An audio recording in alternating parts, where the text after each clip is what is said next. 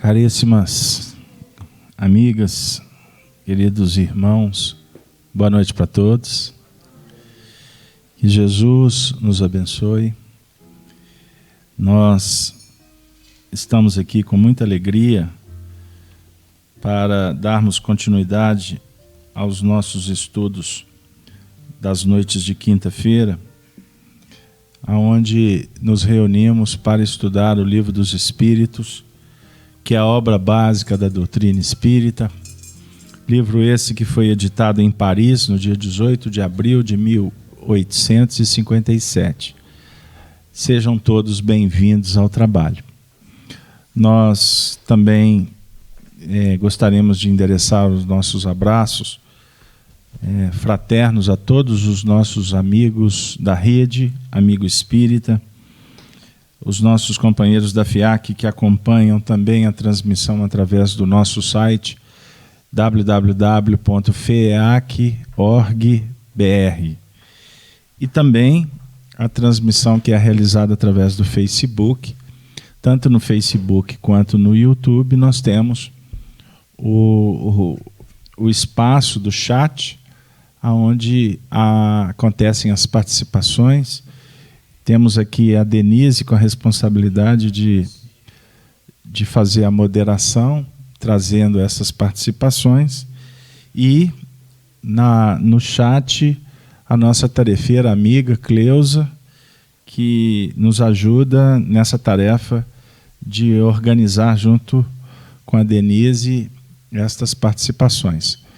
Então, nós vamos iniciar a nossa noite, novamente dando boas-vindas para todos, e também devemos relembrar e agradecer a audiência, que também é bem intensa na Rádio Brasil Espírita de Maceió.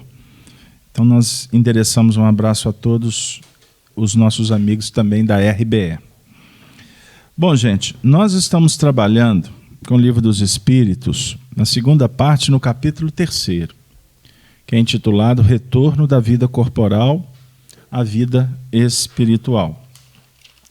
Nós estamos no tópico Separação da Alma e do Corpo. Na última semana nós trabalhamos até a questão 158. Hoje, o nosso objetivo principal aqui é trabalharmos as questões 159 e 160. Eu vou fazer a leitura das duas questões. Questão 159, Kardec formula assim: que sensação experimenta a alma no momento em que se reconhece no mundo dos espíritos? Resposta: depende. Se praticastes o mal com o desejo de o fazer, no primeiro momento te sentirás envergonhado de o haveres praticado. Para o justo é bem diferente. A alma se sente como que aliviada de grande peso, pois não teme nenhum olhar investigador. Questão 160. O espírito encontra imediatamente aqueles que conheceu na terra e que morreram antes dele? Resposta: sim. Conforme a afeição que tinha por eles e o afeto que eles lhe consagravam. Quase sempre eles o vêm receber na sua volta ao mundo dos espíritos e o ajudam a libertar-se das faixas da matéria. Encontra-se também com muitos dos que conheceu e perdeu de vista durante sua vida na terra. Vê os que estão na erraticidade ou no mundo dos espíritos, bem como os que se encontram encarnados, e os vai visitar. Bom, Essa questão 159, ela já abre para nós um painel extraordinário, no que remonta à sensação que experimenta a alma no momento em que se reconhece no mundo dos espíritos. Então, os espíritos vêm definir para nós que varia esse entendimento, essa sensação que a alma experimenta. E vai variar de acordo com as suas escolhas na Terra. Então, a escolha do mal, a prática do mal, vai trazer desconforto. O contrário, o justo, a alma sente um grande alívio, aliviada de um peso. Não tem nada de novo aqui para a gente, não é verdade? Pois bem, mas na prática é que a história fica mais complexa. Na questão 160, o espírito encontra imediatamente aqueles que conheceu na Terra e que morreu antes deles? Sim. Aí vai definir que tem a ver com a afeição que tinha por eles, o afeto que lhes consagravam. Quase sempre são eles que vêm nos receber e ajudam no processo da libertação, no processo da desencarnação. E lá no plano espiritual também o espírito pode encontrar com aqueles que ficaram na Terra, que vão visitá-los periodicamente. Obviamente que tudo isso tem a ver com a condição que o espírito vai se encontrar no mundo espiritual. Porque, dependendo da situação, ele não vai ter tanta liberdade, ele não vai ter tantas possibilidades, dependendo da situação que ele se encontra, seja aquela condição de enfermidade, de algum tipo de encarceramento psicológico, de um desequilíbrio, não é? Ou porque, de repente, o espírito vai estar numa condição, vamos dizer assim, bem desvinculada da Terra. Ele vai habitar, conviver, experienciar com espíritos que estão em outras dimensões mais apuradas. Então, essas questões elas sempre vão nos fazer refletir sobre a posição que o espírito ocupa nessa escala de evolução. Obviamente que espíritos mais primitivos terão muito mais limitações do que espíritos que estão bem acima das questões materiais. Então, a princípio é tudo muito simples. Não tem nada aqui de que a gente não, que a lógica não patenteie. Mas nós gostaríamos de abrir um espaço para trazer um exemplo. Porque quando a gente exemplifica, as coisas ficam mais fáceis. E os painéis de associação para cada um ficam mais, vamos dizer assim, mais fundamentados, mais objetivos. Então, nós escolhemos uma experiência que foi vivenciada por Maria de São João de Deus. Quem foi Maria de São João de Deus? A mãe do nosso querido Chico Xavier. O nosso tema de hoje, o depoimento de uma morta. Estranho, né? O tema, né? Morta. Mas nós, para preservar e sermos fiéis ao livro que foi intitulado pelos espíritos coordenadores da obra do Chico, o primeiro livro psicografado pelo Chico, que foi Cartas de uma Morta. Depoimentos da sua mãe. Então, nós vamos trazer a experiência de Maria de São João de Deus, porque realmente a história dela é simples, mas toca muita sensibilidade da gente. Eu lembro que Maria de São João de Deus nasceu em 1881 e desencarnou em 1915. Portanto, ela desencarnou com 34 anos. Maria de São João de Deus casou-se com João Cândido Xavier, o pai de Chico, quando ela tinha 13 anos. 13 anos. Tanto que no ano seguinte ao casamento, em 1894, nasceu a primeira filha do casal, que ficou conhecido como Bita. Então, olha para vocês verem que interessante. Com 34 anos, ela faleceu, tendo 9 filhos. E os registros definem que ela ainda teve um filho que morreu recém-nascido.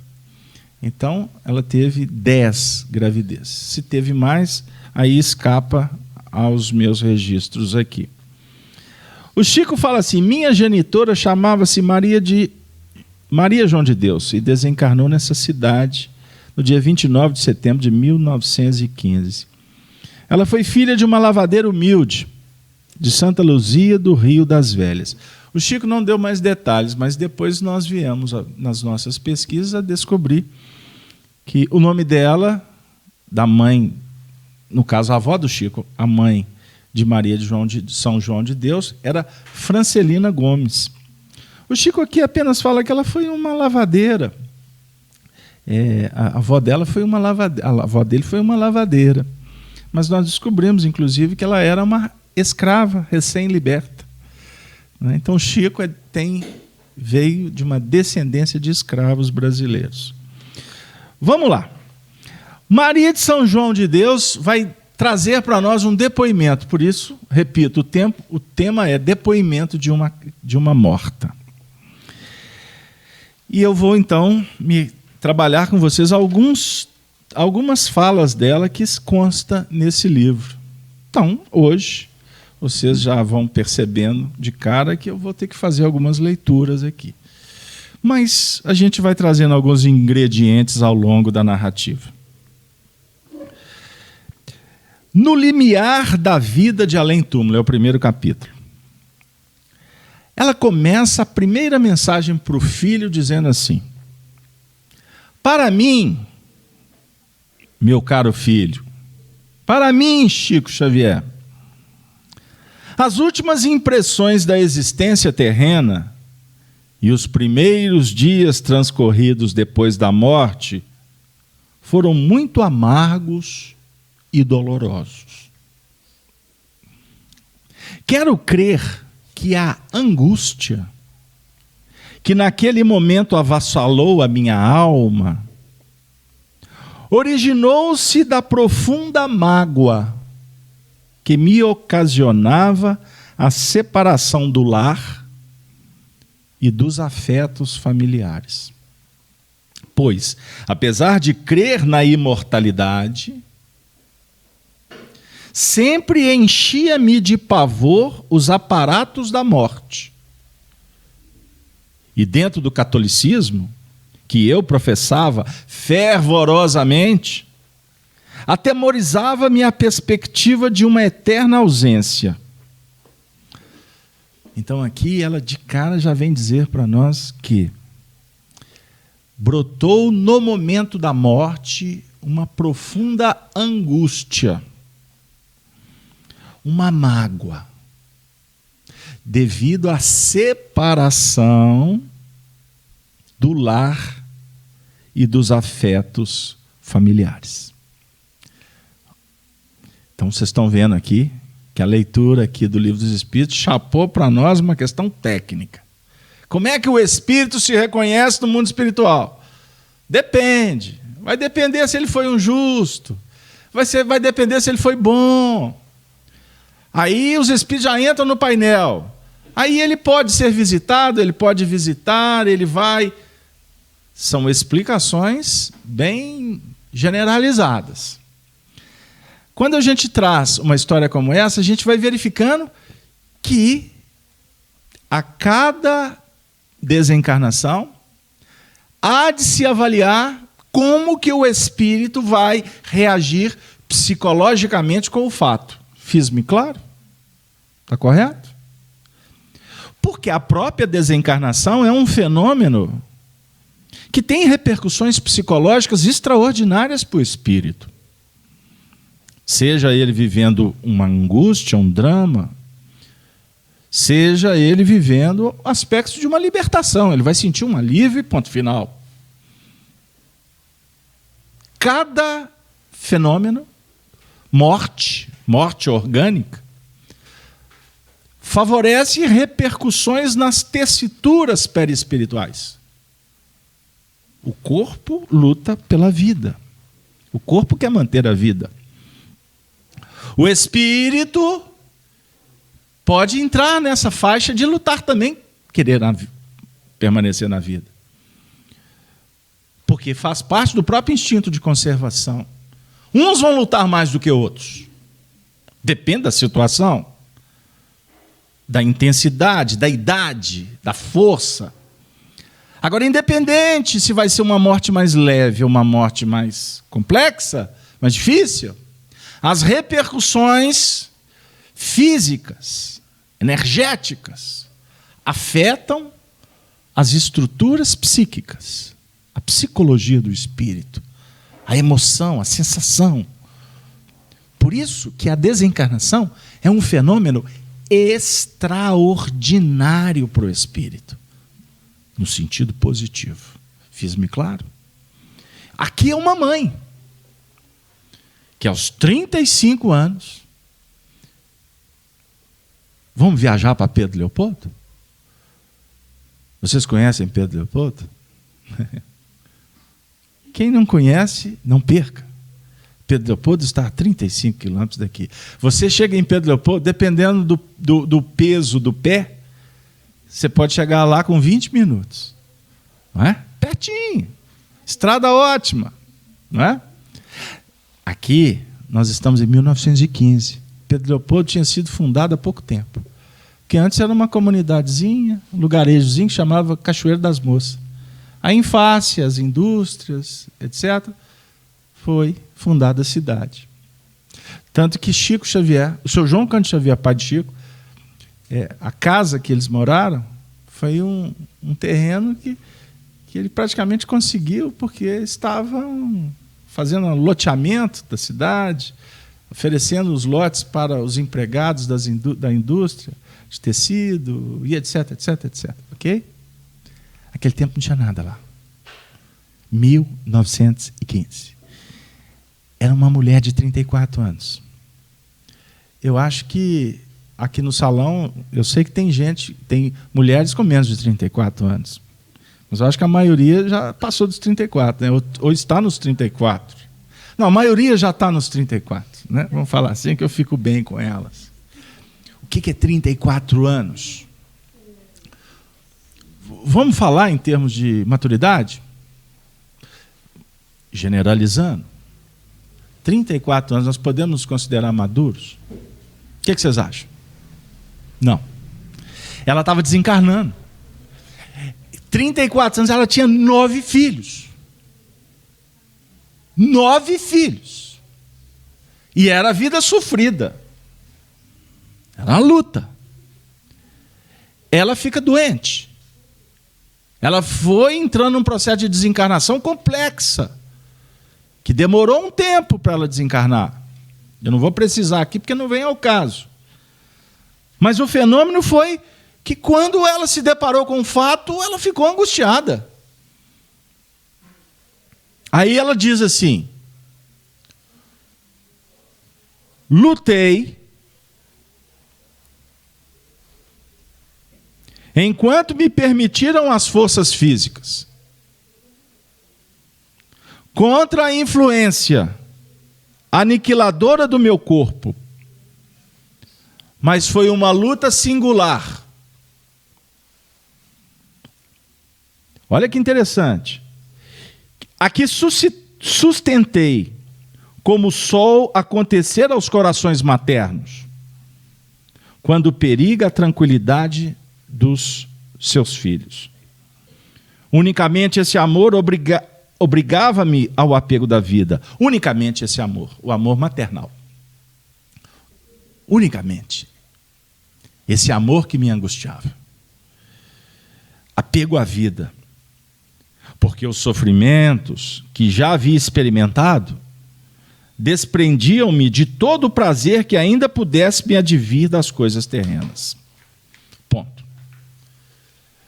Então, Maria João de Deus aqui está apresentando para nós o quadro de uma mãe diante da ruptura dos laços que prendem o espírito ao corpo físico.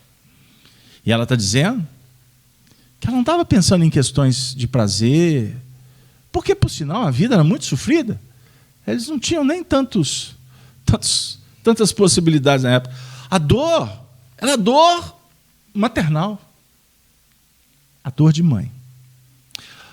Imagine uma mãe que deixa para trás um filho. 2, 3, 4, 5 filhos. Maria João de Deus estava deixando 9 filhos. Vamos nos colocar na condição dessa mãe? Fervorosa na crença da imortalidade, mas ela era católica. Como todos os religiosos acreditam na imortalidade da alma. Todos.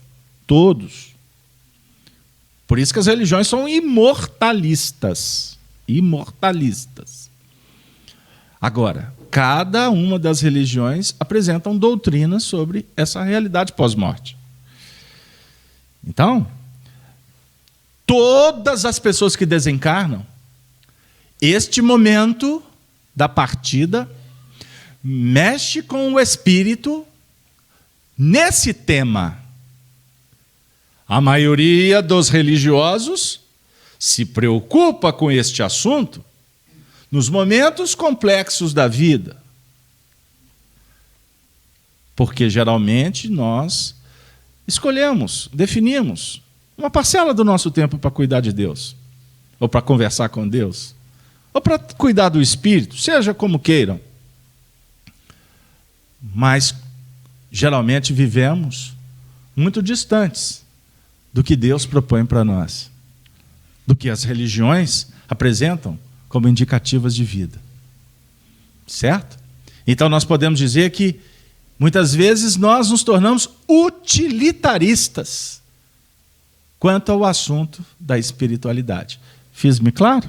Vocês estão de acordo? Segundo passo. Últimos instantes do tormento corporal. Vamos ouvir o que Maria João de Deus vai dizer para nós. Combati com tenacidade a moléstia que enfraquecia o meu organismo. Combati. A moléstia ia enfraquecendo o meu organismo. Eu combati. Porém, chegou o dia que assinalava o término das minhas possibilidades de resistência. As derradeiras horas me foram de excruciante martírio. E depois de uma jornada repleta de dores violentas, veio noite interminável de agonia.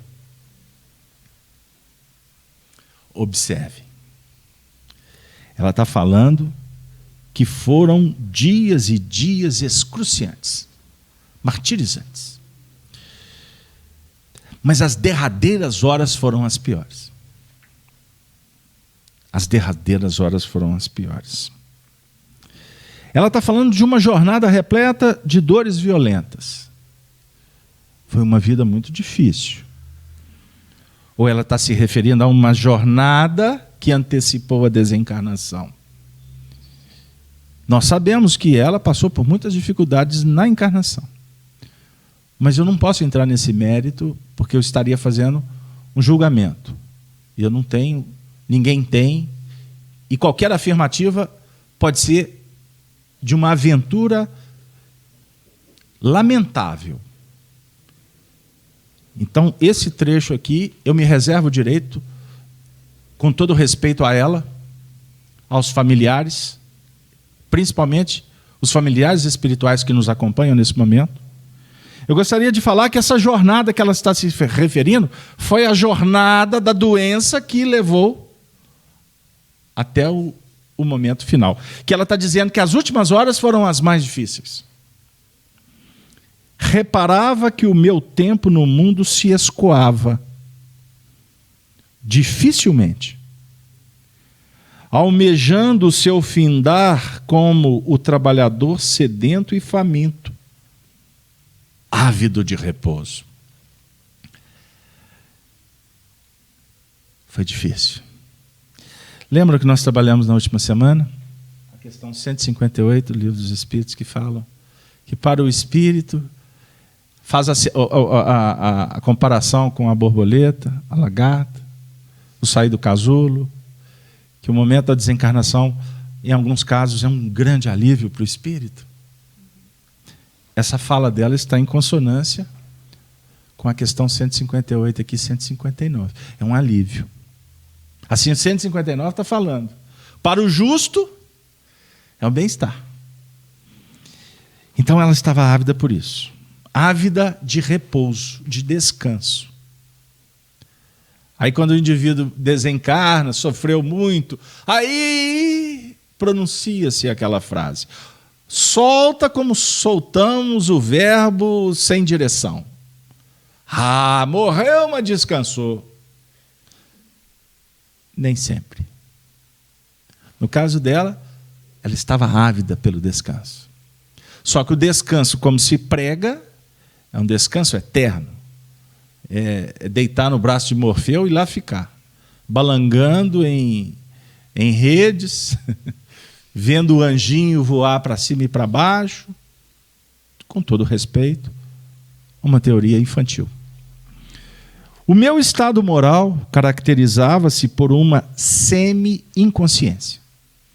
O que ela quer dizer como semi-inconsciência? Vou continuar. Porque o tormento corporal atuava sobre as minhas ideias, que vagavam desordenadas, como se fossem violentamente expulsas do meu cérebro. Como que eu posso falar de uma semi-inconsciência? Lembram que nós narramos há 2 semanas atrás a desencarnação de Emmanuel, quando viveu aqui no Brasil no século XIX como sacerdote? Que consta no nosso livro Chico Diálogos e Recordações, que ele vivia uma dupla realidade. A realidade daquele moribundo e, ao mesmo tempo, a realidade que ele já antevia. Ele já se projetava em desdobramento para o mundo espiritual. Então, essa semi-inconsciência aqui, a definir que é como se a mente ficasse turbada. Uma confusão. Afinal de contas, o que está acontecendo comigo? Mas, ao mesmo tempo, as ideias eram como que expulsas do cérebro. Ela não conseguia dominar nem a capacidade de criar ou de moldurar, de endereçar ideias, concatenar raciocínios. Ela vivia. É como se o espírito assistisse às cenas que vão se desenvolvendo na sua retina, na sua visão. Terceiro passo. Voz de comando. Desobedecida. Maria João de Deus vai dizer para nós o seguinte, o que aconteceu com ela. Que nesse momento ela desejava orar. Desejava orar. Todos os pensamentos não conseguiam obedecer-me. Dispersos pela confusão estabelecida em meu mundo interior, em virtude dos padecimentos que me percorriam os centros de atividade orgânica. e a minha vontade era semelhante a uma voz de comando, totalmente desobedecida por elementos rebeldes e indisciplinados. A gente atende pessoas aqui na Casa Espírita que costumam nos dizer que tem momentos aflitivos que eu não consigo nem orar. Eu tento, mas eu não consigo. Já aconteceu isso com você? Tudo desorganizado. Uma grande confusão. As ideias fugidias. Aí ela respira e diz assim para Chico Xavier: hoje, sei que naqueles angustiosos momentos, muitos seres se conservavam, embora intangíveis, ao meu lado, amparando-me com seus braços tutelares e compassivos, porém não os distinguia. Ela estava ali, rodeada por seres intangíveis. Que vem a ser intangível? Invisíveis. Não é verdade? Mas ela tinha certeza que havia seres do lado dela. Isso já aconteceu com você em algum momento da sua vida? A convicção de que você está sendo observado, que você está sendo embalado, sustentado, mas você não consegue identificar.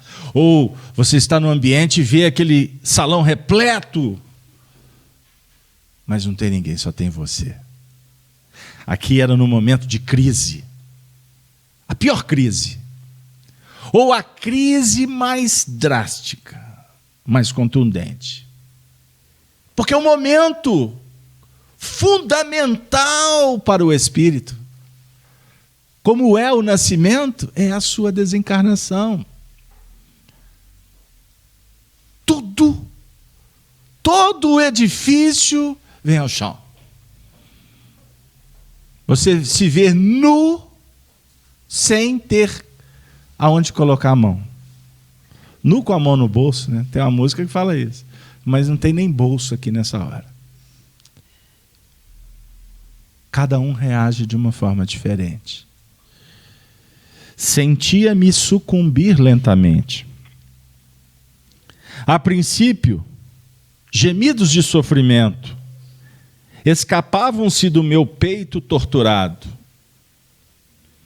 Compreendendo a ineficácia dos esforços que fazia para não morrer. Mas tão rude era aquela suprema tentativa de resistência que me abandonei. Finalmente, aquelas forças poderosas e invencíveis que me subjugavam. Ela se entregou. Não tinha o que fazer.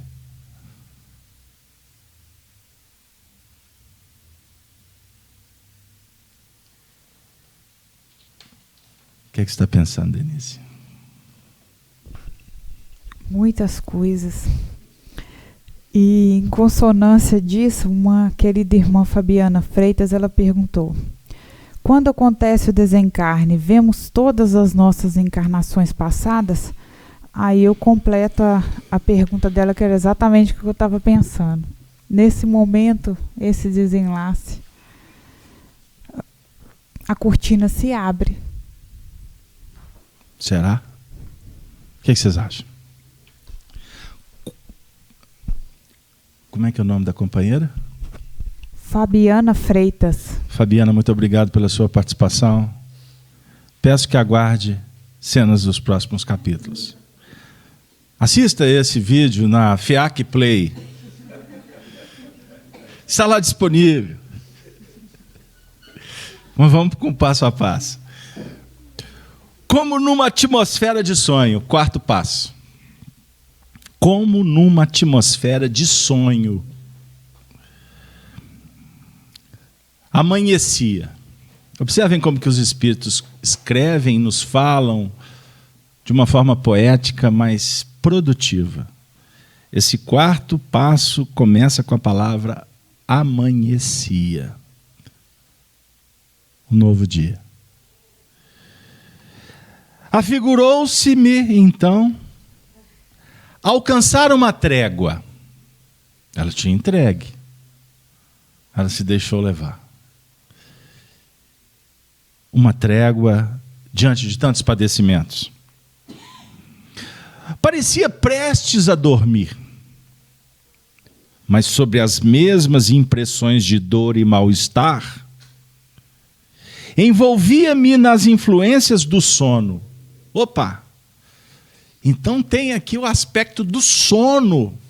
Na hora da desencarnação, que história é essa? Embora sendo presa de indescritíveis pesadelos. Opa! Então ela estava diante de um sono, mas ao mesmo tempo, ela estava diante de pesadelos. Ela estava sobressaltada. Imagine as emoções a todo vapor, diante de tantos fenômenos acontecendo ao mesmo tempo. Prestem atenção nessa frase, porque ela é extraordinariamente significativa. Ouvi tudo. Ouvi tudo. Quanto se pronunciou ao redor do meu leito, e vi a ansiedade de quantos dele, leito, se abeiravam. Mas todas essas impressões eu as recebia como se estivesse mergulhada em mau sonho. Ela estava ali no momento final. Ela estava se entregando. Ela estava vivendo um sono, entrando num sono, mas ao mesmo tempo um pesadelo. E nesse instante ela percebia vultos intangíveis no quarto. Agora ela entra nesse sono, mas ela ouve tudo que está acontecendo em torno dela.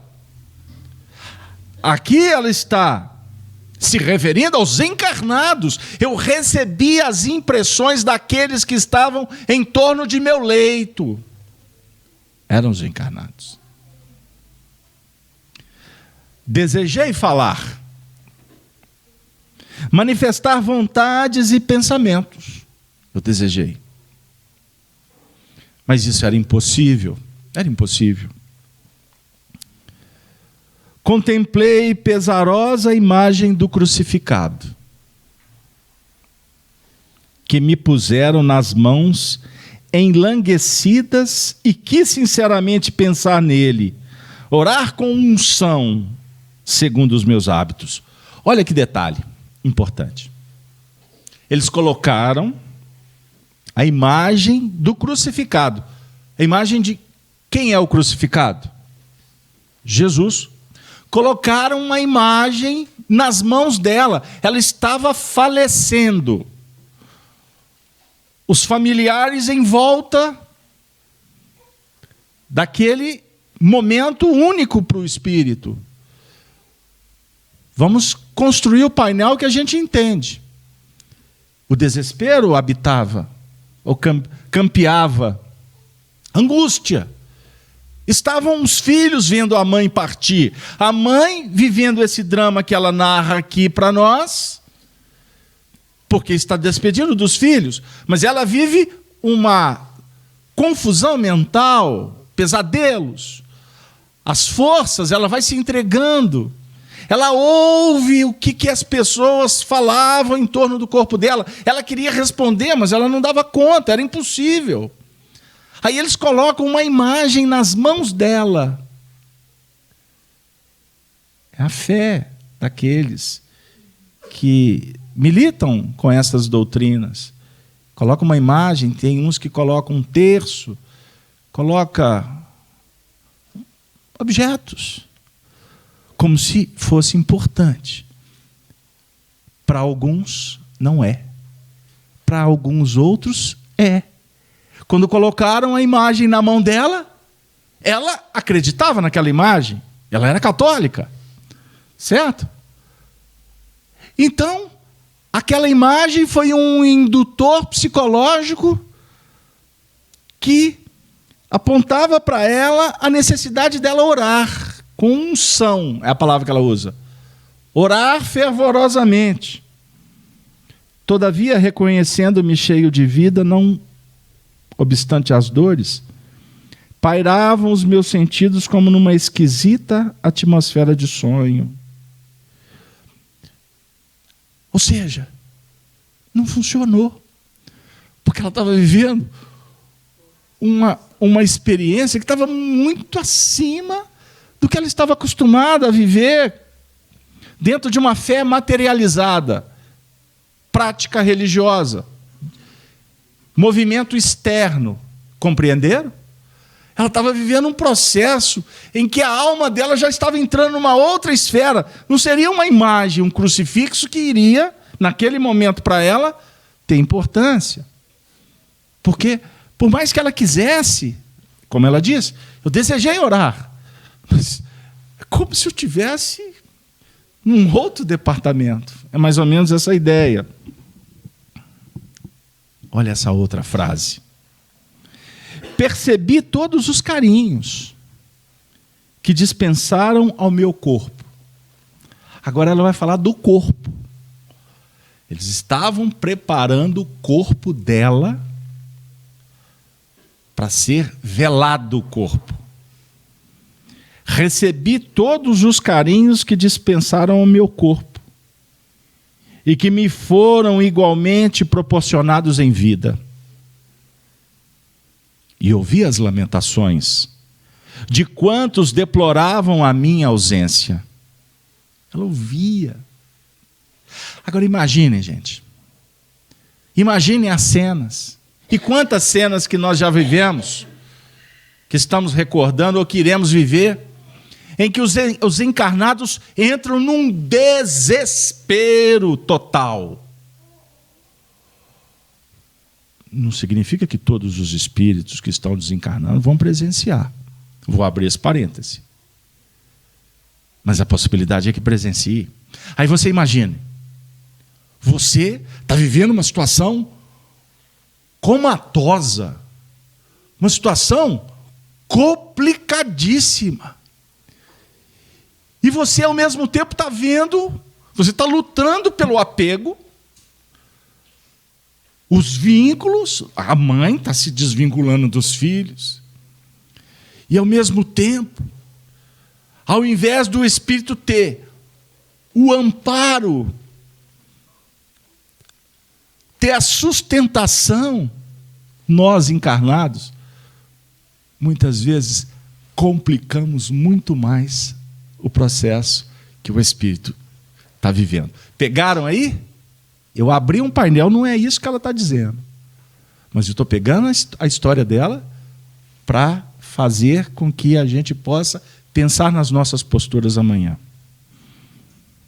Vou continuar. Percebi os carinhos que dispensaram meu corpo e que me foram igualmente proporcionados em vida. Ela foi muito querida. Maria, João de Deus, era uma mãe muito querida. Então, era uma pessoa que estava desencarnando, recebendo muito carinho. Em alguns outros casos não é assim. Continuando. E ouvi as lamentações de quantos deploravam a minha ausência. Ansiava por movimentar-me, sem que membro algum obedecesse aos meus impulsos. E outras vezes faziam inauditos esforços para despertar-me, fugindo de tão singular pesadelo. Afigurava-se que me cobriam de flores e sentia a carícia dos braços dos meus filhos. Meu Deus. Eles estavam colocando flores nela, já preparando-a para o funeral.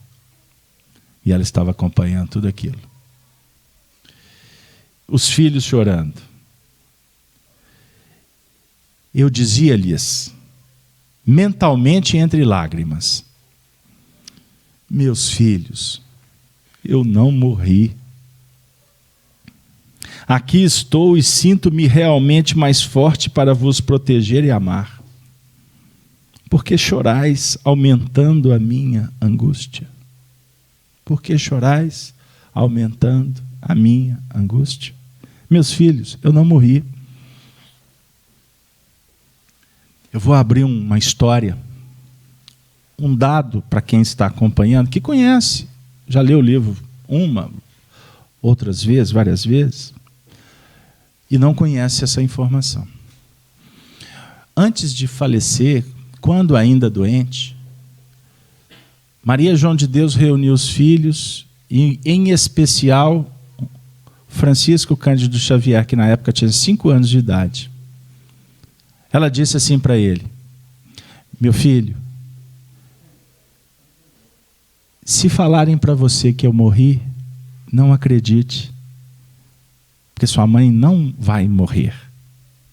A sua mãe vai continuar viva do seu lado para sempre.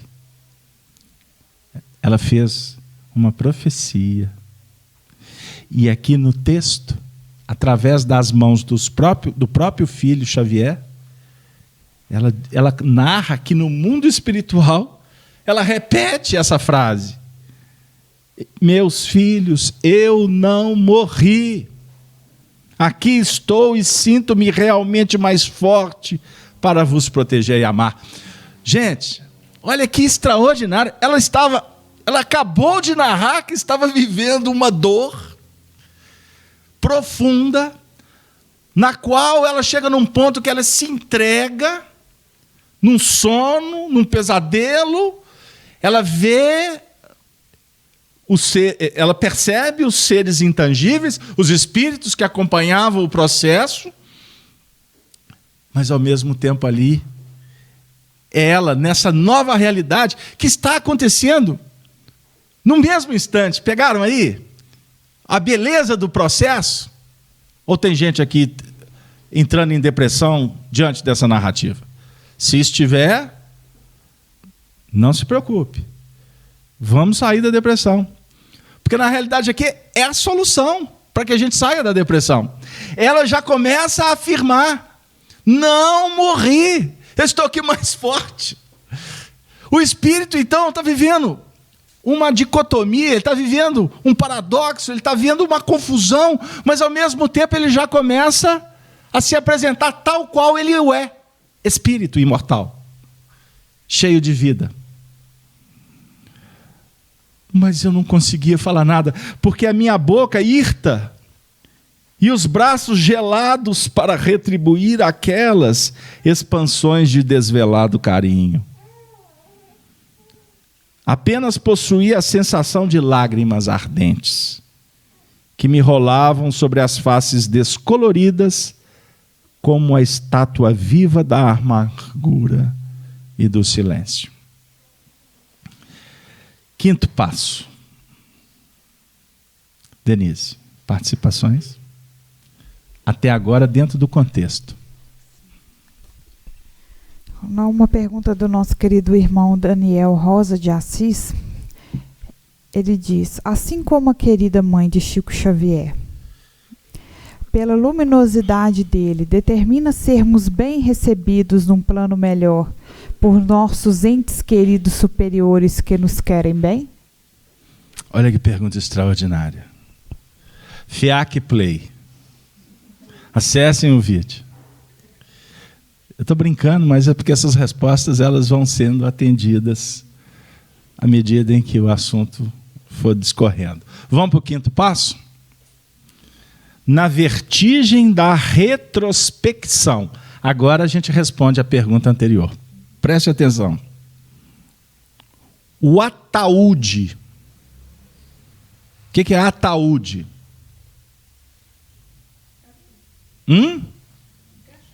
O caixão? Então tá. O ataúde pareceu-me um novo leito. Porém, quando me convenci de que me arrebatavam com ele, entre os angustiosos lamentos dos que ficavam, uma impressão penosa, atroz, subjugou-me integralmente. Achei-me então sobre indefinível sentimento de medo, que me aniquilou a totalidade das fibras emotivas. Um choque de dor brusca dominou minha alma e eu perdi a consciência de mim mesmo. Ponto. Foi no momento em que foram tirando o caixão. Ela se sentiu como que sendo arrebatada junto com o corpo. Nesse momento, vendo a impressão penosa dos que ficavam, olha que extraordinário, ela sentiu o quê? Medo. Porque até então, ela estava vibrando na cama, passou pela doença, viveu a desencarnação, então, até então numa posição inamovível, né? Ela estava estática. Quando foram retirar o corpo, colocando no caixão, ela se sentiu como que arrebatada junto com o corpo. Mas espera aí, ela tinha morrido ou não tinha? Psicologicamente ela continuava atada ao corpo. Pegaram? É o fenômeno psicológico. Ah, mas os laços ainda poderiam estar vinculados ao corpo. Ok. Então vamos pensar que sim. O que aconteceu nesse instante? Ela recebeu um choque de dor brusca. E nesse momento ela perdeu a consciência. Ela desmaiou. Sentiu a dor. Então, nós podemos subentender que naquele momento o fenômeno psicológico da retirada do corpo foi o instante final que a espiritualidade que acompanhava o processo, porque o indivíduo não fica abandonado. Na cabeça dele, na intimidade dele, ele está só, ele está vibrando, ninguém ouve, ele está perdido no emaranhado de uma situação nova. Mas ele está ali com técnicos. E quanto mais, quando o espírito se vincula à justiça, à bondade, à caridade, quando o indivíduo faz luz, maior é o amparo. Fiz-me claro? Maior é o amparo. Aquele criminoso, o indivíduo que tem uma índole difícil, etc., ele vai estar desamparado? Não. Todos estarão amparados. Mas é óbvio que quanto mais desmaterializado, quanto mais espiritualizado é o espírito, mais o processo se faz mais suave, vamos dizer assim. Os técnicos aqui acompanhavam o desatar dos laços, dos feixes, que são energéticos. Então aqui ela sentiu uma dor e perdeu a consciência. Após algum tempo, continua Maria João de Deus, cuja duração não posso determinar, paulatinamente afigurou-se-me acordar. Contudo, a princípio, achava-me envolvida no mesmo panorama de sonho, como se a memória fosse possuída de um admirável poder retrospectivo. Comecei a ver todos os quadros de minha infância e juventude, relembrando um a um os mínimos fatos da minha existência relativamente breve. Vi-os, esses quadros do pretérito, com naturalidade, sem admiração e sem surpresa. Ponto. Ela está falando aqui da retrocognição. Ela está contando que o despertar dela colocou numa situação de uma retrospectiva natural. o filme vai se desenrolando. Toda a história de vida do espírito passa numa velocidade incrível. E ele se depara com os mínimos atos da vida.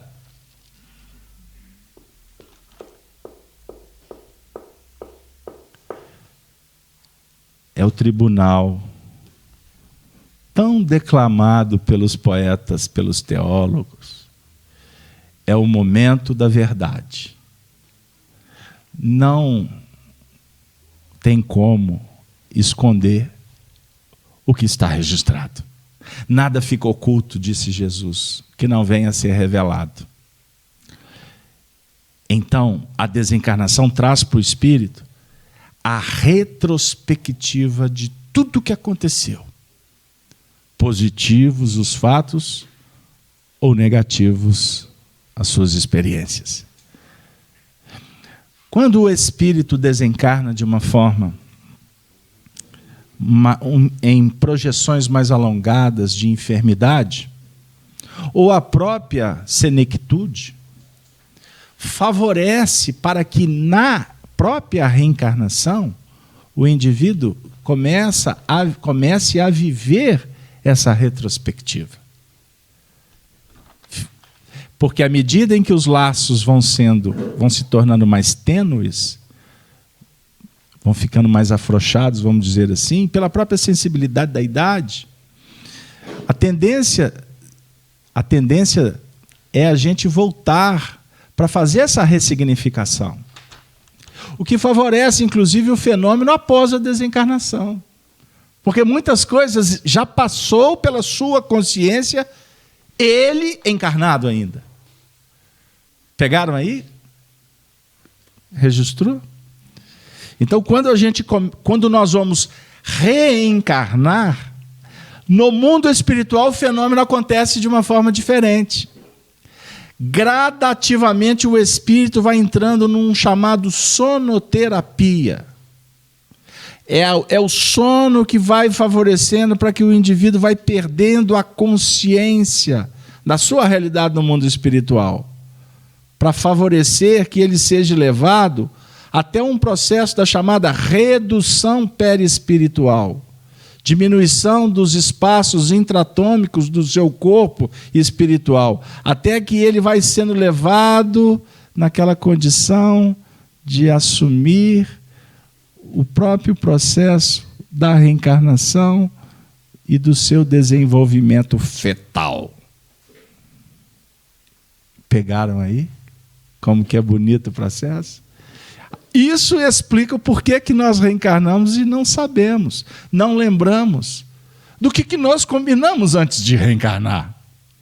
Então aqui eu estou falando apenas do último momento de consciência. Quanto mais, quando o assunto envolve vidas pregressas. O que nós fizemos, quem fomos, de onde viemos. Faz parte do processo do esquecimento. Isso é técnico. Misericórdia, justiça, bondade, para que o indivíduo recomece com a chapa psíquica límpida, para que ele comece a gravar de novo, viver as novas histórias, ir registrando os painéis que estão fora, similando as vibrações de quem com ele estabelecerá os primeiros movimentos, a família, aí até ele ir se aprumando e chegar lá na adolescência e começarmos a viver o processo da aborrecência, que é a fase do conflito. O que o espírito recebeu agora e o que ele traz da bagagem. É um conflito, uma confusão, é um processo complexo de identidade existencial. Então, na desencarnação, quando o espírito vai retornar para o habitat de onde veio, porque aqui vivemos apenas uma história breve, o que justifica que a gente comece a pensar sobre a importância de desapegar das coisas da terra.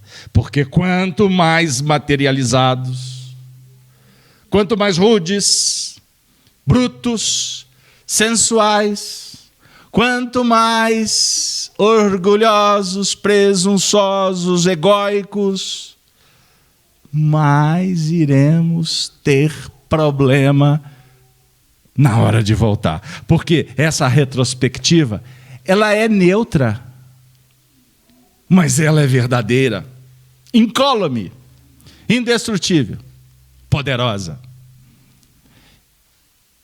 A misericórdia da providência divina, ou as nossas fugas, as fugas psicológicas, muitas vezes nos ajudam a deixar arquivado muita coisa que a gente fez em determinada época que não quer nem lembrar.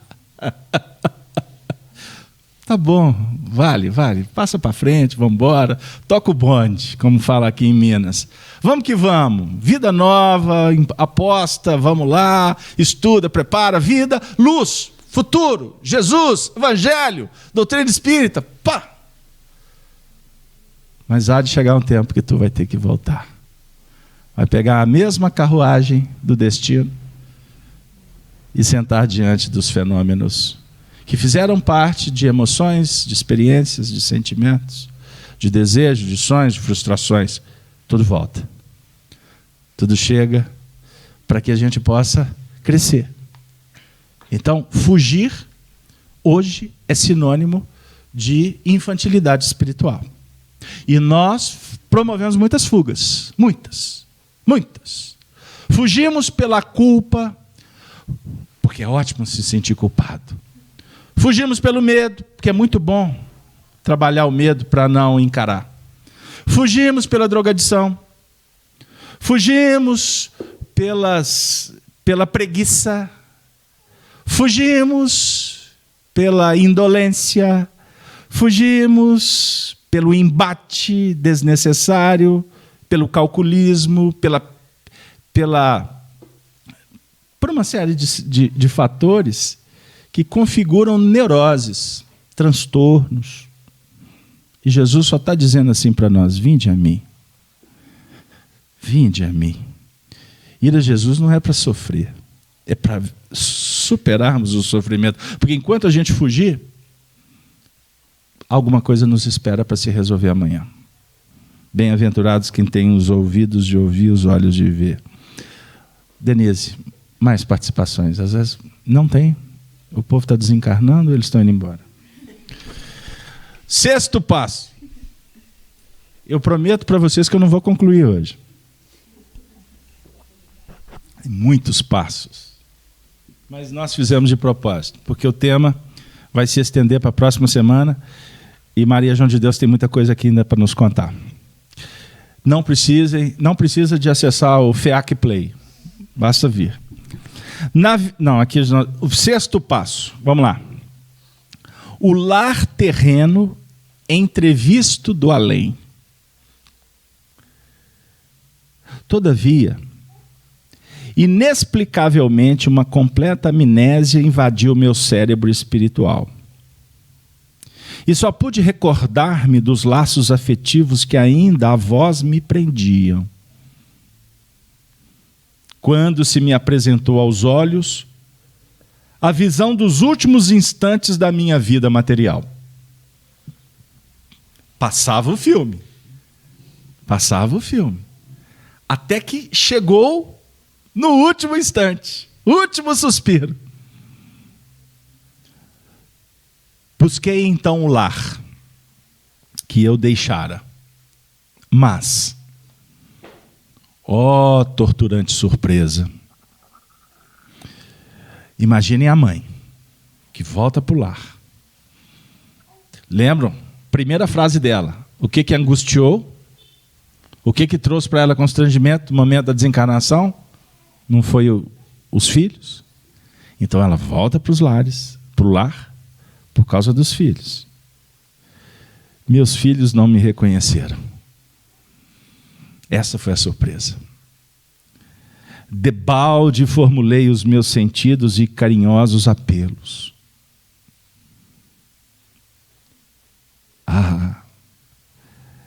Julguei-me alucinada e em vão busquei as antigas amizades. Ela gritava: não me vedes? Não me reconheceis? Desgostosa com a atitude impassível daqueles de quem me aproximava, cheia de esperança, numa possível compreensão das minhas palavras, mas a frieza e a insensibilidade constituíam a resposta de sempre. Esta é uma das mais desafiadoras situações que os espíritos se deparam quando voltam para os seus lares. Alguns voltam para os lares, como ela, em seguida à desencarnação. Em seguida. Alguns, um tempo depois. André Luiz, na obra O Nosso Lar, narra que voltou 8 anos depois. O maior desafio para o espírito é a surpresa de rever aqueles entes que ele se distanciou por essa circunstância da desencarnação.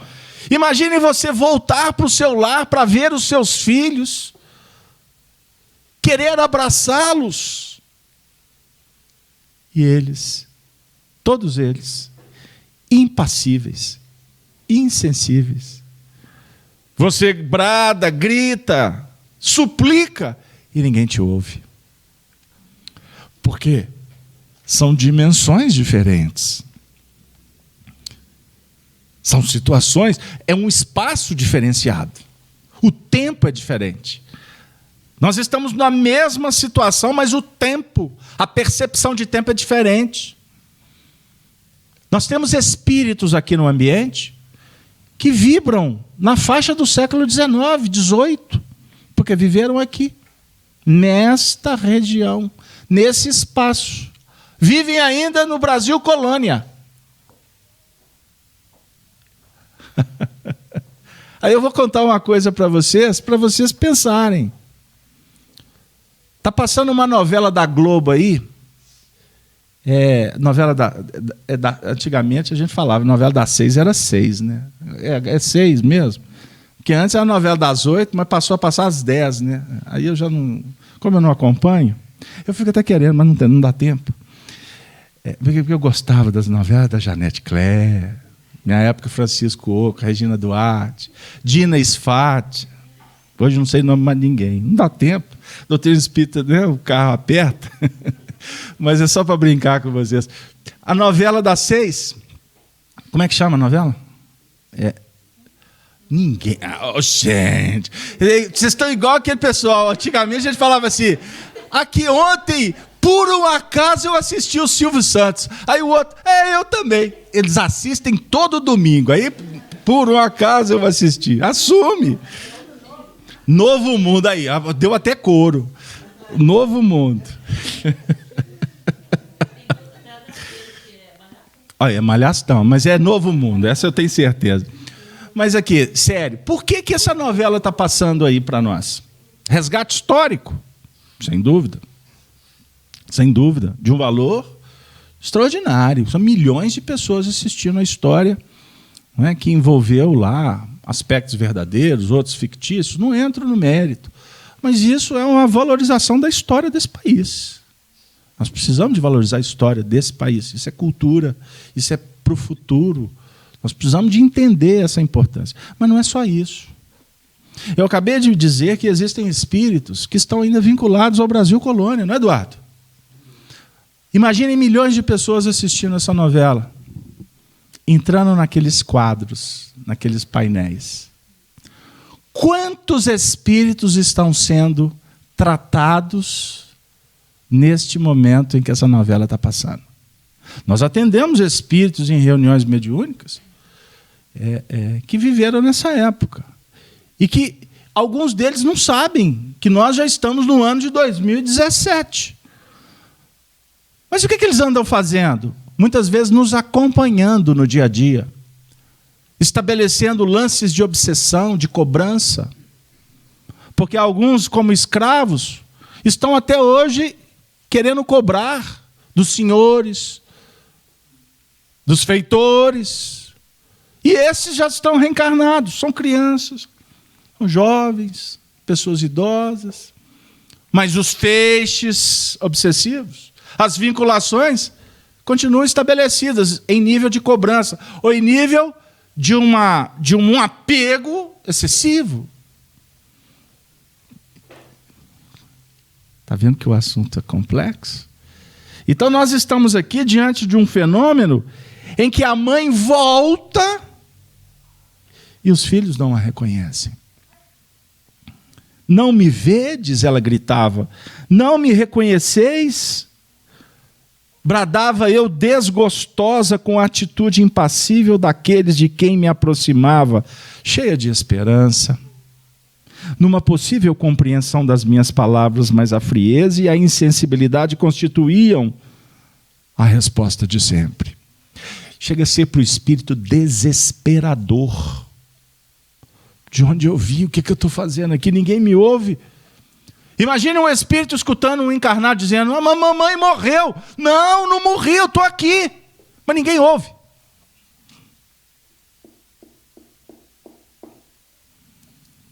A seguir, duplicaram-se as minhas ânsias.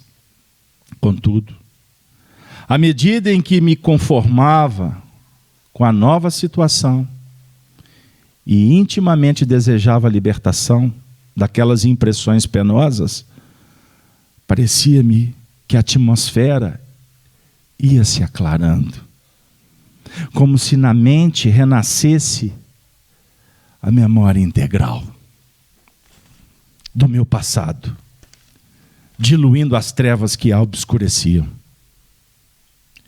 E, certa noite, eu só posso subentender, e certa noite, que foram muitas noites que ela estava vivendo essa situação. Não foi só um instante, não, amigo. O que nos explica o porquê que tem espíritos que residem nos lares terrenos. Eles não passeiam, não. Residem. Costuma dormir na mesma cama do encarnado. Quer conversar e não ouve. Não é ouvido, né? Em alguns casos se locupletam. Se internam e trocam energias. Bebem, comem. Vivem juntos. No caso aqui, era um processo diferenciado. Ela estava vivendo uma realidade nova em que, a princípio,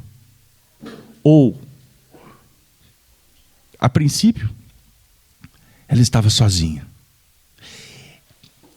Quando os espíritos batem muito numa tecla que nos chama muita atenção.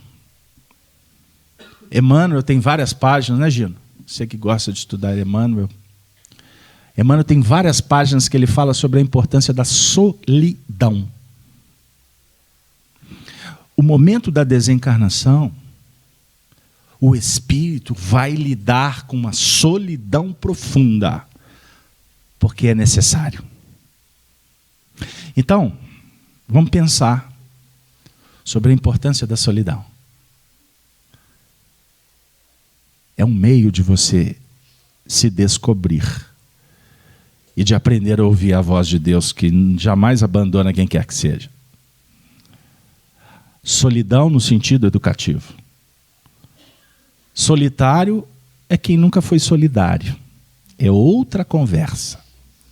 Mas a solidão no sentido de que os nossos testemunhos, eles são nossos, e nós é que temos que aprender a encará-los e resolvê-los. Não foi assim que aconteceu com Jesus? Ele foi abandonado. Teve que subir o Calvário sozinho, não foi? Teve o Cirineu, teve sua mãe que orava, mas ele teve que ir com a cruz, estar diante da verdade, a nos mostrar num símbolo, porque ele é espírito redimido, ele é espírito puro, mas a definir para nós que desde o nascimento até o Calvário, Nós devemos fazer amigos, lutar pelo bem, viver o amor que alimenta, que dá vida, que traz esperanças. Mas nós precisamos de nos conscientizar e nos responsabilizar como espíritos, que precisamos de adquirir maturidade, desenvolver as nossas inteligências em todos os sentidos. O mundo quer que sejamos intelectuais. Os espíritos falam para nós de inteligência espiritual ampla, que envolve habilidades, inteligência social, inteligência emocional, inteligência relacional, inteligência espiritual, inteligência de sentimento. São inteligências. A perfeição que todos nós ansiamos e que precisamos de enfrentar, buscar. Porque esse fenômeno aqui dessa mulher, dessa bendita mulher, que foi mãe de um apóstolo, de um espírito que deixou um grande legado para todos nós, apresenta para nós o desafio que todos nós já vivemos e queremos viver. Porque a desencarnação será um fenômeno que vai passar de novo pelo nosso currículo, ou nós vamos passar por ela.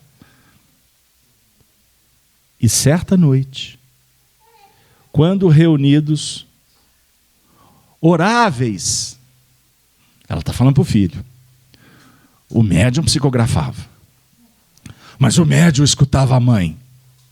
Imaginem um médium Chico Xavier, vivendo esse transe. Ele transportava para o papel, mas ele sentia, porque era a mãe dele.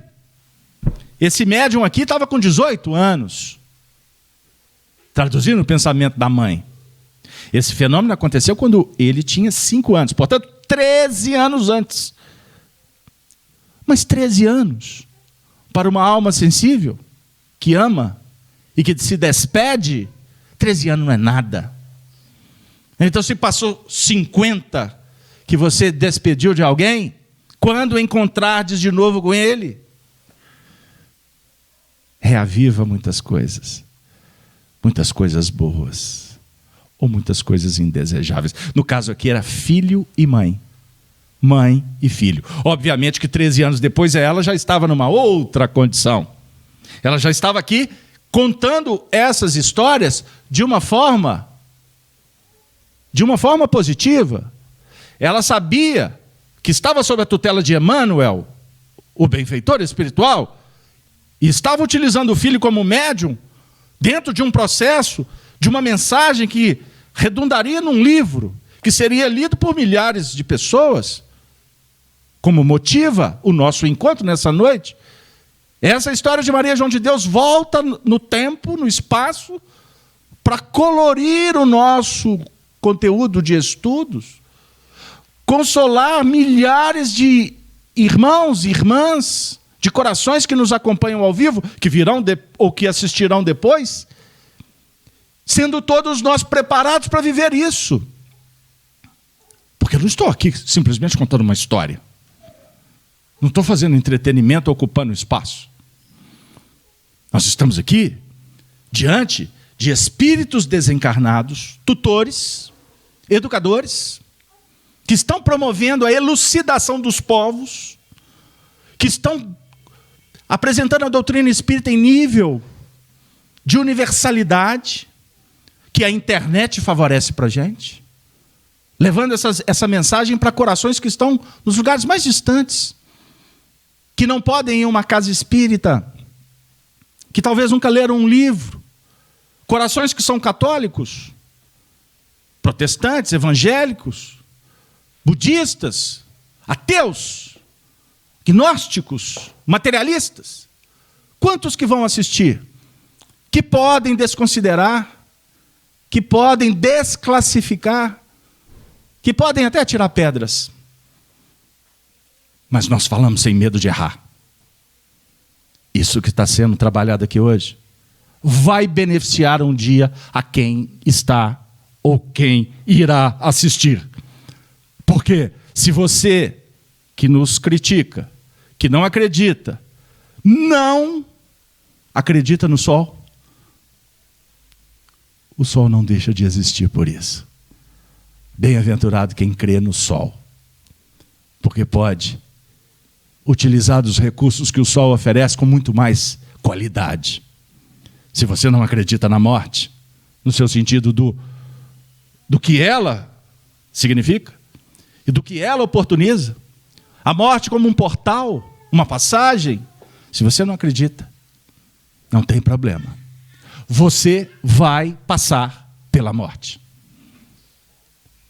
Como diz o americano, 2 certezas nós temos: pagar imposto e morrer. Pagar imposto, graças a Deus reencarnamos no Brasil, porque nós pagamos imposto para dar boa vida para muita gente.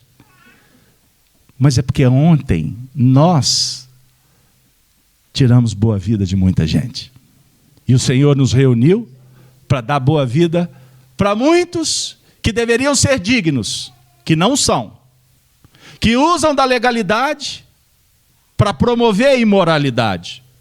Mas todos estes, como nós, iremos morrer. Que se vamos driblar, se vamos adiar, se vamos despistar, não tenha dúvida que um dia nós vamos viver o fenômeno da retrospecção. E aí, graças a Deus, a providência divina vai nos dar muita água para lavar, não a jato, para lavar mais demorado, através dessa senda da reencarnação. Muitas reencarnações, porque tem débitos que a gente não vai conseguir ajustar em pouco tempo. Precisaremos de passar, de pelejar por um espaço muito maior. E para concluir, e certa noite, quando vocês, meus filhos, se encontravam reunidos para orar, segundo o costume que eu sempre cultivei, porque foi a mamãe, Maria João de Deus, que ensinou Francisco Cândido Xavier um dia a dizer: Pai nosso que estais nos céus. Foi essa mãe que preparou o coração de Chico para nos ensinar tantas coisas. Fui eu, meus filhos, que ensinei a vocês a cultivar. E eu ouvi que vocês ofereciam essas preces em intenção de minha alma. Só assim descerrou-se finalmente o derradeiro véu que obnubilava o meu ser pensante.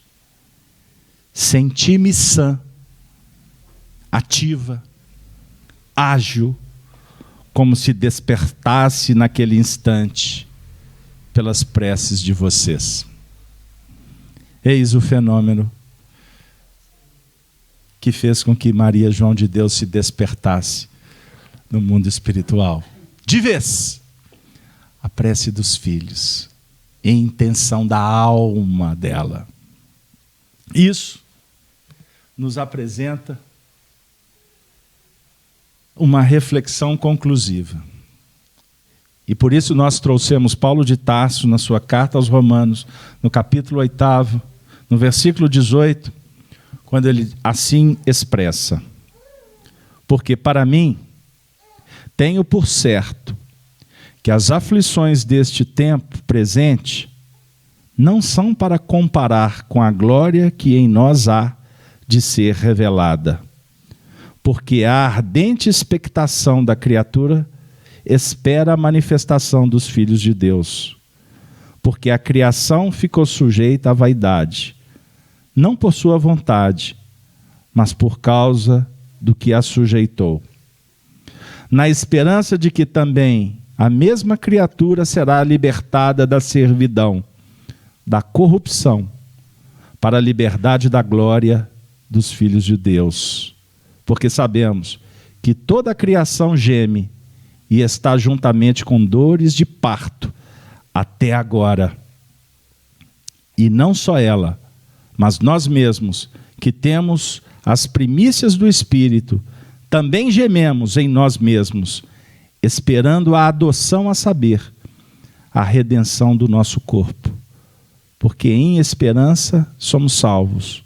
Ora, A esperança que se vê não é a esperança, porque o que alguém vê, como um que esperará? Mas se esperamos o que não vemos, com paciência devemos esperar. Não ver, muitas vezes, se transforma no grande troféu quando conquistamos aquilo que apostamos sem ver. Na terra, nós vivemos em cima do que vemos, do que palpamos, do que escolhemos para sentir. No mundo espiritual, é trabalhar com o subjetivo, é trabalhar com a filosofia, é trabalhar nesse movimento de esperança. Porque sem esperança, amigo, sem fé, nada que se discutiu aqui tem valor. Você nunca viu um espírito. Você não tem certeza de que tudo que nós contamos aqui seja verdadeiro. Mas uma coisa, se você guardar, já é o suficiente. Guarde a mensagem que foi prometida por Jesus. Ela é suficiente para que você continue se ingrando no mar da vida. Ele assim afirmou: não vos deixarei órfãos, estarei convosco até o fim.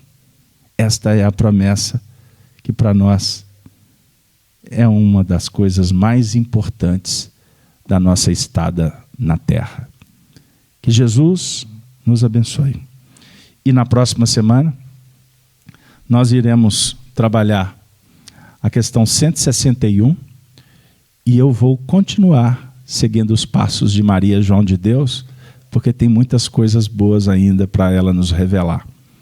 Agradeço a presença espiritual, inclusive da família Xavier, que nos autorizou a contar um pouco da história dos seus dramas, porque são experiências que podem favorecer a quem realmente tem interesse em aprender. Muito obrigado a todos, um bom final de semana e até a próxima semana, se Deus assim o permitir. Nossa.